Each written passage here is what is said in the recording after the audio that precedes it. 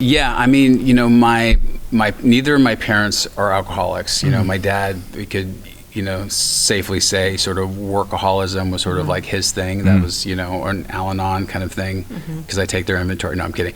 But, and my mom. Which she'll be listening to this because she's a huge fan of yours now. Exactly. Yeah, So, thank you for sweet. sharing that the other day. I was like, wait, she was a fan of me on your podcast? No, she's listening to your podcast. Now she She's switched. texting me about it. Yeah, she's like, wow, I got to start listening to his podcast. It's really good. Yeah, she's Hi, like, Mom. I really Awesome. like that Yeah. guy. Hi, We say hi. Cheryl. Hi, Cheryl. Thank you.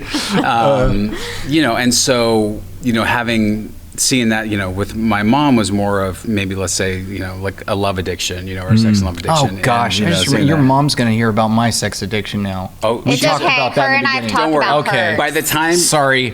at the moment of this part of the, she's already Facebook friend you and sent you a note. Oh, Good. she will, and All she good. will like every single picture you I love ever it. do. That's sweet. She'll My be mom your would do super the same. friend. She's amazing. No, she's amazing. Sorry, as you were. Yeah, no. So I didn't have alcoholism in my house,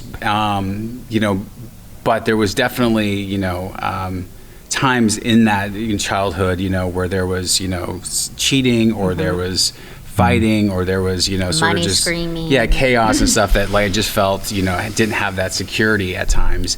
But on both of their parents were alcoholics and brothers and sisters, alcoholics and addicts and stuff. So growing up at like 8, 9 years old, I remember being at an AA meeting for somebody's birthday, for my grandfather's, 1 year birthday, and stuff. Wow. So I was aware of that, of it, but I never I never felt like in my house, it never made, I didn't see it in our house. It wasn't that, but there was, because I have friends that have like raging parents and stuff like that. It wasn't that. It was just, there was just this Dysfunctional. dysfunction, It's just dysfunction. where they were just, they never, had tools like we have tools, and so I think there was that sort of time, and around the 9 or 10 is when the divorce happened, and my mom and I had this like very, sort of enmeshed relationship where I was her little man. Like I was going to take care of my brother and sister. Right.